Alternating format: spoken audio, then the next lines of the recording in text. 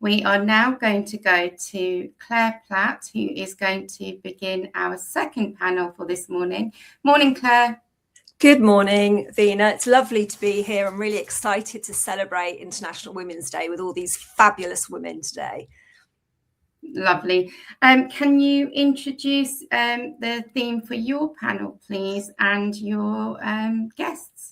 Okay, that would be great. So yes, the panel that I'm hosting today will be thinking about championing women in the workplace. So we've thought a lot already about women in education. We're going to open it up for other women out there. We've got lots of other women from other sectors actually commenting in the chats, which is great.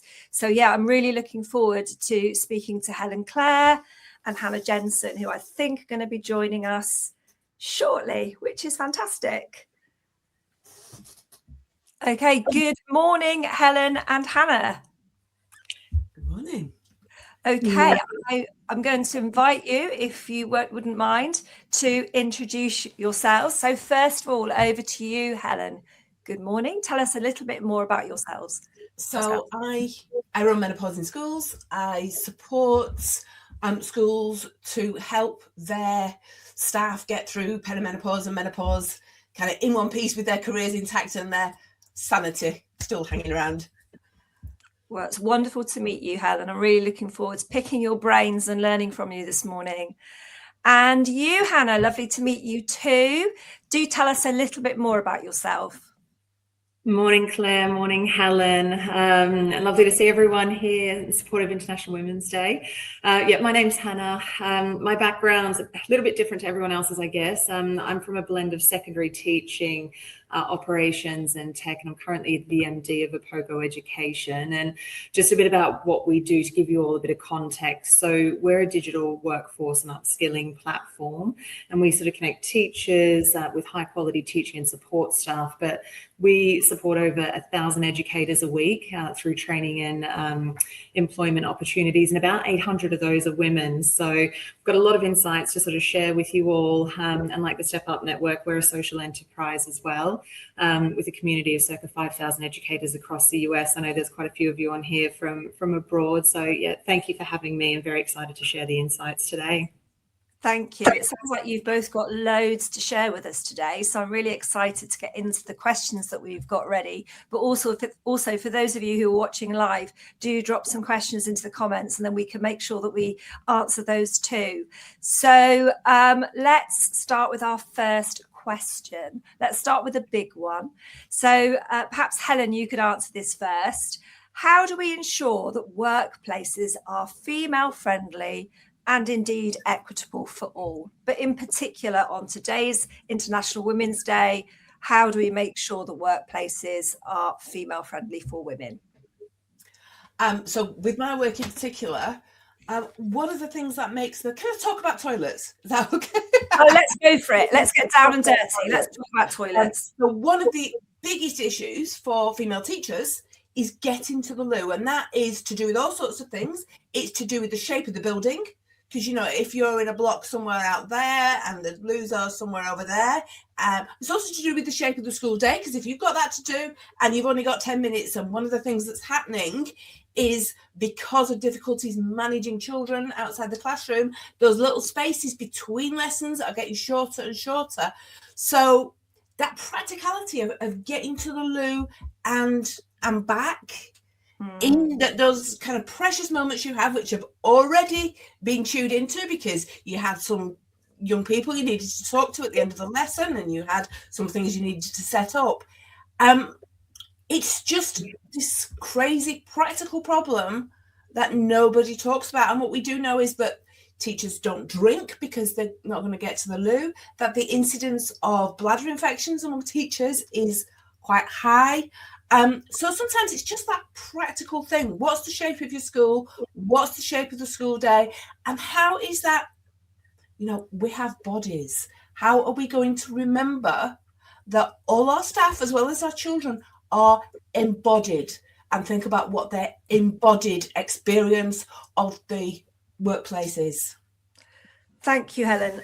You've totally just taken me back to my classroom experience and how often I was crossing my legs waiting for a longer break where I could actually get to the toilet. And I think it is worth mentioning here as well. It's not just about, emptying the bladder and bowel. We've got women, going through menstruation as well. And, we'll need to have that moment, that dignity to go and, make sure that they can look after themselves in that way.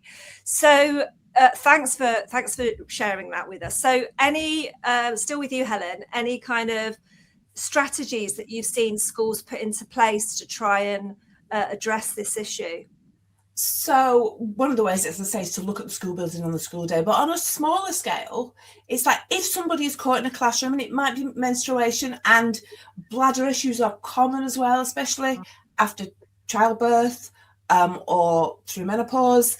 We have hormonal impacts on things like, IBS as well. When somebody needs to get to the loo in an emergency, what you're going to do. One lovely primary school I work with, they had this system of hands. They had these little laminated coloured hands. And when somebody needed something, a kid was dispatched to the office with a hand. And the blue hand meant we need some behavioural support. The red hand meant we've got some admin stuff going on. And they now have a yellow hand. Sometimes it is as simple as that. And also just making it a thing that we can talk about. Yeah, absolutely. I love that. Thank you. Thanks for that practical strategy. Okay, over to you, Hannah. Are you going to take us down to the toilets, or are you going to share another way in which workplaces can be more women friendly?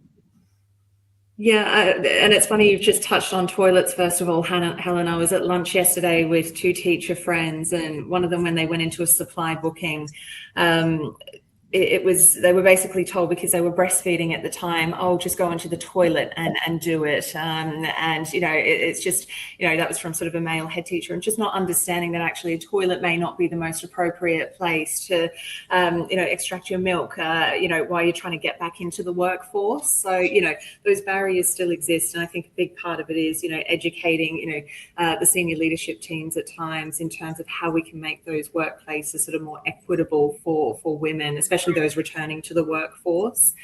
I think because we sort of support, women into roles, whether it's a teaching assistant, ECTs, mums returning to work, and also women at the tail end of their career. The big thing is around flexibility. And I think it was something like 9,000 women in their 30s left education in 2023 because of a lack of flexibility and a lack of accessibility because they've gone off to have children. So I guess it's around our platform provides an accurate journey time. So actually this role is only 20 minutes away from home, so you can get there to do the pick up and drop off. Transparency is really important in terms of what job are you actually accepting here, what's expected of me.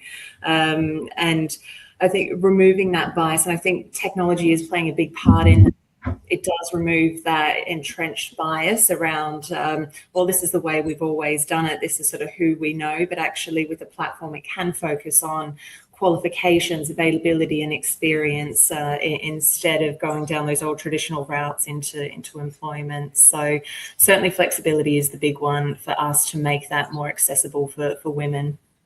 Thank you, Hannah. And that actually brings me to my second question today. So I might pin you down a bit more on that, if I may. So thinking about making workplaces flexible, as you say, there's loads of data out there about women leaving the workforce due to lack of flexibility. What are the ways in which you're seeing workplaces put into place flexibilities to work around women who need that?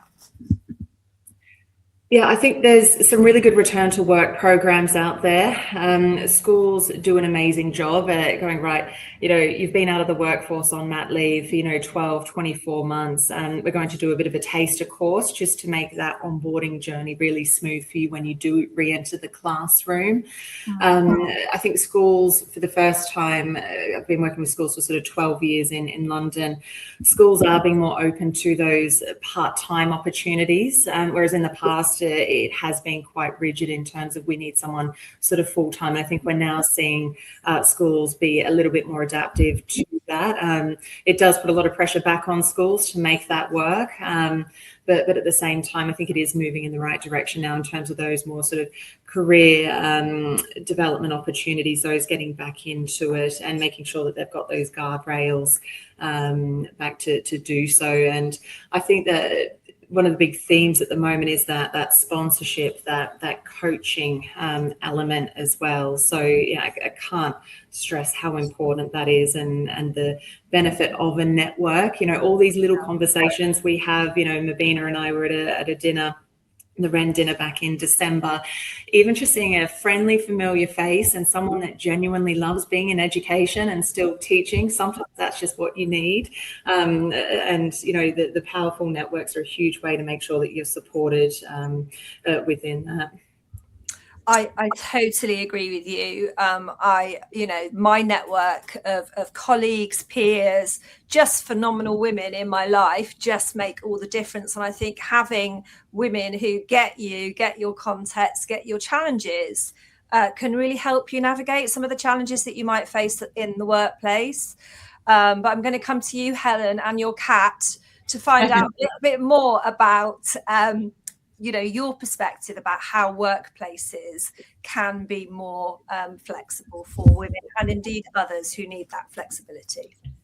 Yeah, I mean, obviously, I'm working with a lot of women going through menopause. They're quite often got positions of responsibility. So one of the things that we have to ask is, can we actually keep them doing their jobs and keep those responsibility points, even if they need to kind of step down their hours a little bit? So it's about being open to dividing responsibility points, which means because we may be able to then reduce our hours without losing the things that we're passionate about, without losing our voice, without losing the seat at the table, without losing that ability to influence. So that's important, being able to think about how you divide up responsibility points. But other things are sometimes important as well when people are dealing with difficult menopause symptoms. It's how that might impact on timetabling. For example, if you've got somebody who's kind of got a monthly problem, how do you kind of go, well, how can we protect their time during that week? Which often happens, particularly with hormonal migraines, which can get much, much worse in perimenopause. We might have somebody like me who kind of goes, do you know what?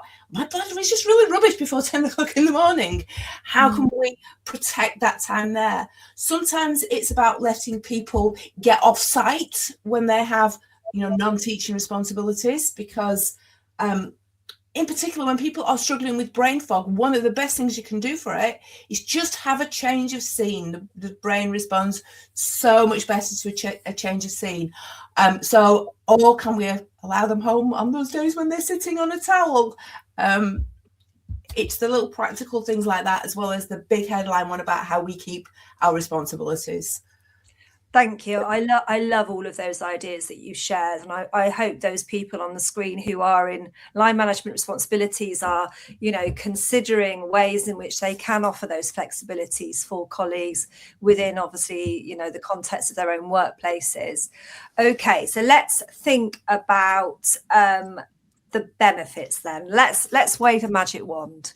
Let's try and get these, you know, these changes in place in workplaces.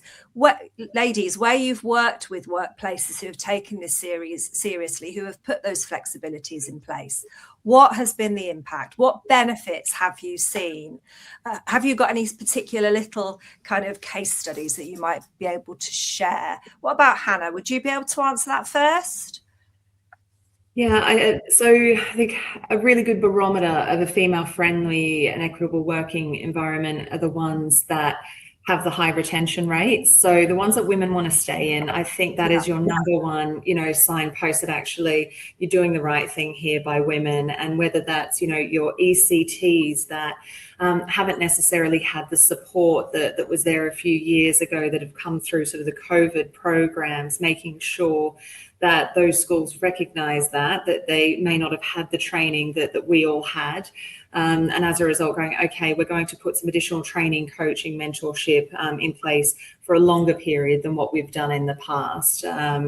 As sort of, one example, looking at, again, mums returning to work or those on a supply basis at the school. So we work with a lot of teaching assistants. Many of them are mums, and they've got the care commitments, and often they're sidelined as part of the gig economy because that's just the way it works for women who take on the majority of that load. So it's a case of putting, the right training and development programs in place, making sure that they're actually upskilled to do their jobs properly, rather than going, actually, you're not the right fit for us because, you're not where we need you to be. But instead, giving them access, whether it's a training platform like ours, the Step Up Network has been fantastic with that, giving us access to, additional training resources, and it has to be free. I think that's one of the big things we've noticed with our workforce is a lot of teaching assistants are paid the minimum wage or not far off it.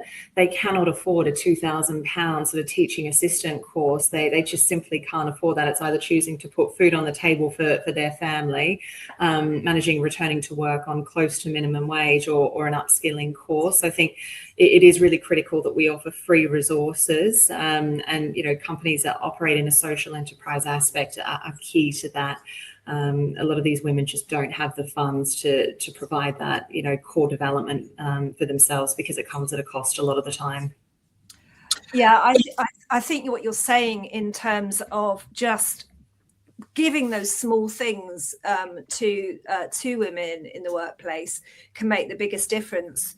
Certainly in my inspection work, when I ask people about why they, where are the schools with a high retention particularly, it's because the workplace are just making those little tweaks.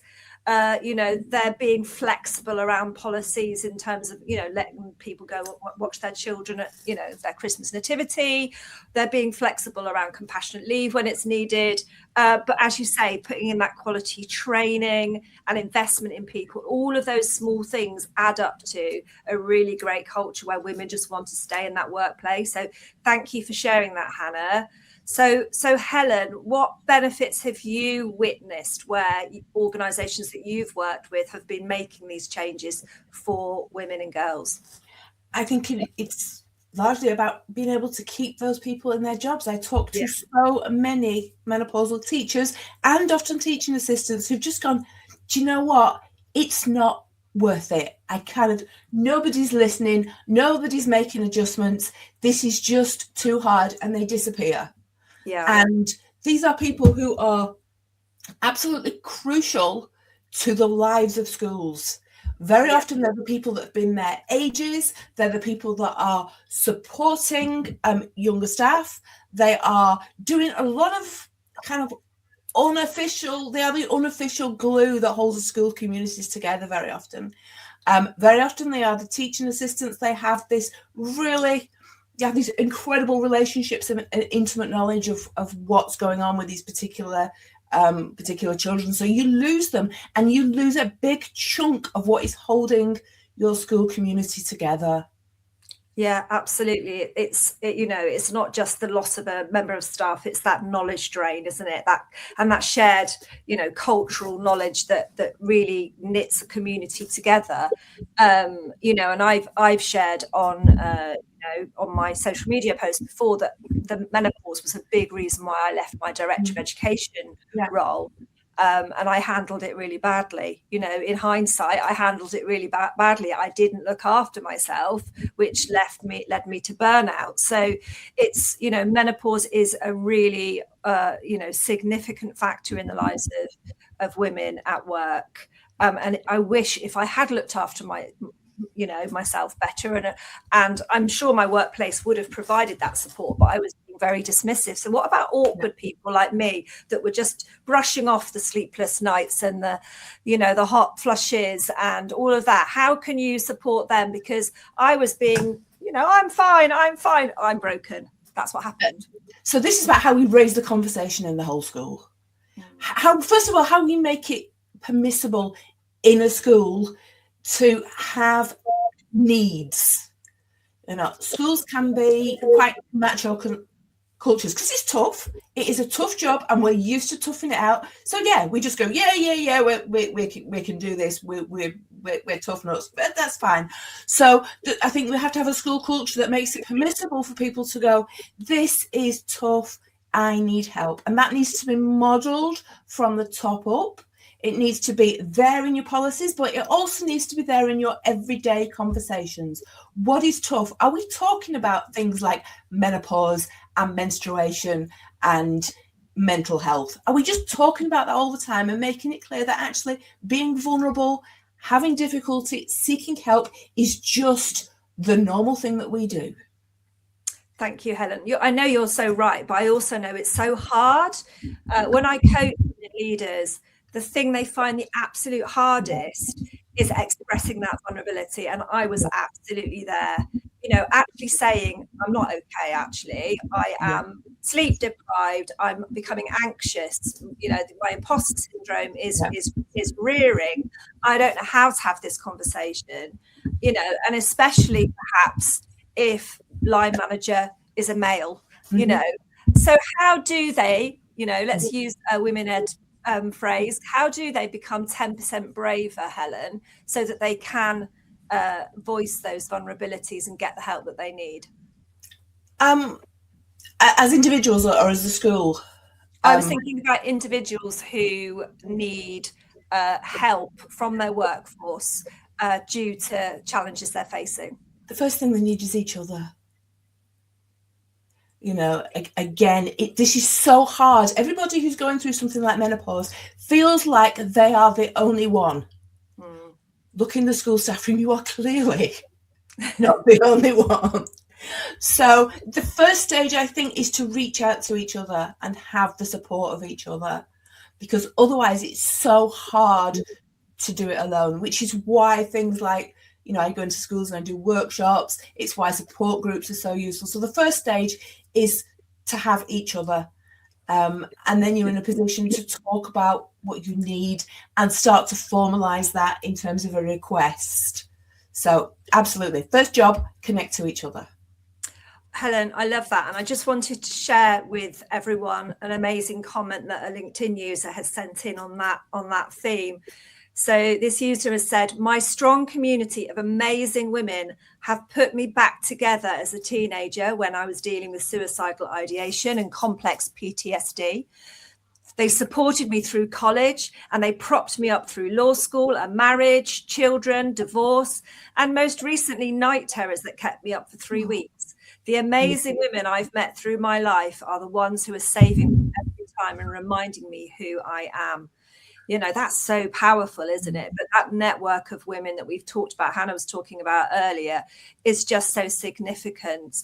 So, Hannah, I haven't asked you about how, you know, does a POGO, or do you have any advice for those women who are finding it difficult to ask for help as women in the workplace?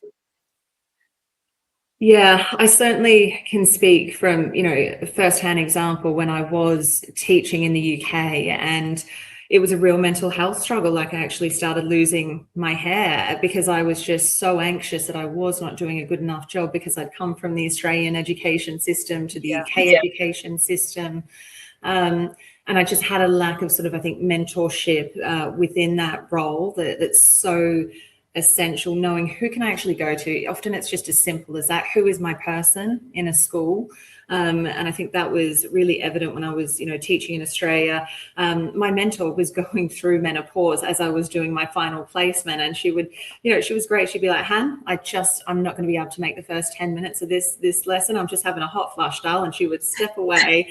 And it was great. And, you know, it was just that honesty, that vulnerability. And I think I've certainly taken that with me now. And, you know, we need to know who our person is in the workplace to go, who is that safe person that I can go to? And it may not be someone in senior leadership. It may be, you know, someone that is sort of working alongside you, but just knowing that person as a first point of call, so it doesn't get to that crisis point, because by that stage, which is like what happened with me, it was just too late. And that's when, we end up in this retention sort of cycle and spiral that people start to leave because, we don't see it, we don't hear it being spoken about. So we think, oh, that's just a me problem. I need to figure this out myself. But actually, if you've got women at the front, like I talk about my mentor, very open, honest about it. And, that was the first step for me to go, okay, this is all right. I don't need to have all this figured out. It's okay to say that this is happening with me today. And it's, I think, oh, sorry, Helen, were you going to interject there? No, I'm fine. I'm just how I was able to nip to the loo and trust you two to hold the fort. I know, we've got it, Helen. We've got it. Don't worry. I've just been reflecting, listening to both of you about the importance of allyship, actually, and we've been talking about he for she, but actually we're talking about she for she too. I think we need allies of both genders. So let's think about allyship. So in particular, so I've been having conversations with my female network recently about how sometimes male colleagues really want to help, but they don't really know how to go about being a male ally. They're perhaps worried about saying the wrong thing. How can we support our male colleagues in schools and other workplaces to be allies, but also maybe let's broaden that out. How can we encourage other women to support one another through these challenges so that the workplaces can be super women friendly? So Helen, over to you. So obviously in terms of menopause, a lot of men find it really quite embarrassing.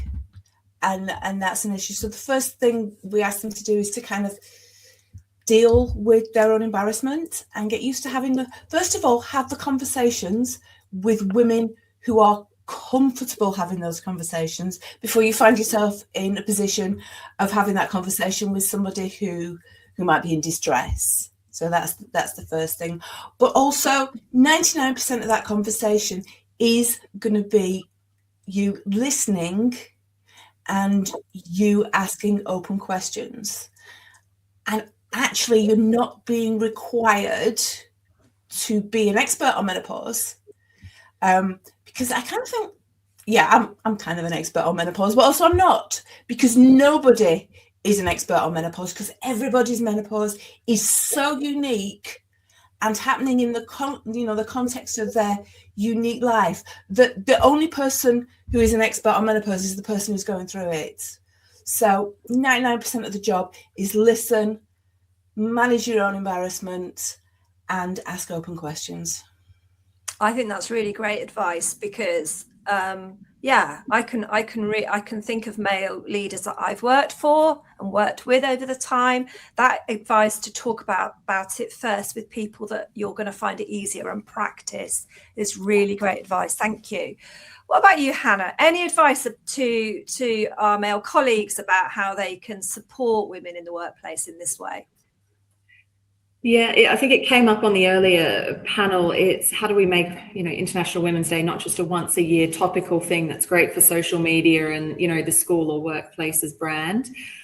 D&I is not just a buzzword. It has to be embedded across the culture. It has to be embedded in everything from hiring, from onboarding to that training and development piece. It is something that needs to be sort of spoken about. And at these events, it was actually my colleague Connor who brought me to the first Step Up Network event. And look, a lot of it is an education piece for ourselves and our male colleagues. And sometimes it does take a different voice to get that message through, which is why events like this is, inviting other people, because, we're all teachers. And sometimes the way you say it is just not going to land, and it takes a couple of different ways or a couple of different voices. And I think these networking events are a really good opportunity to give them exposure to how that could look in a workplace. Thank you. I've been having conversations recently with quite a few men around women-related issues, and the thing that we need to remind ourselves is that men have female partners, they have daughters, they have mothers, and actually most men are really invested in wanting to help, especially guys of my sort of age where they've got teenage or young adult daughters. They're actually really passionate about wanting to make a difference for women in the workplace. So yeah, we just need to make sure that they have a voice in this, right? And that we don't, you know, totally dominate this topic. Okay, so let's think about the International Women's Day theme of giving to gain. So what is the call of action you would love to see other people perform around give to gain? Helen? Honestly, just go and start a conversation about menopause. Whoever you are, even if you think you've got years to go, and honestly, I can promise you haven't got years to go. It always happens earlier than you think. Just start a conversation very gently, very openly. Ask the question, see if you can just seed that little conversation about menopause. Okay, thank you. And Hannah, would you have a similar advice, or have you got some other ideas? In terms of, I think, giving advice, you know, especially because I'm working at the intersection of tech and education, and, you know, I am working in a male-dominated sort of sector now, which is sort of the opposite to what I sort of grown up with. But I think for women, my advice is don't wait for that perfect moment in your career.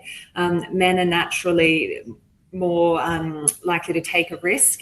Women are more risk averse, and I think a lot of the time we wait for that perfect moment, and it was touched on again in the earlier panel, oh, I didn't think I was good enough to get that job. But, you know, men are not thinking like that. So, you know, just go for it. Don't wait for that perfect moment, and you might surprise yourself. Okay, thank you so much, ladies. It's been so great speaking with you today, and you've both got such great wisdom to share with everybody. I believe Vina is joining us again to wrap up the event. That time went by just like that. So thank you so much for your contribution. Thank you. Thank you so much, ladies. Thank you, Claire, Helen, and yeah, it's just absolutely brilliant to hear what you've had to say. My pledge, I want to make sure that I am that woman, the person to go to, and going to make sure that these conversations are happening. Brilliant morning. What a lovely start to the day.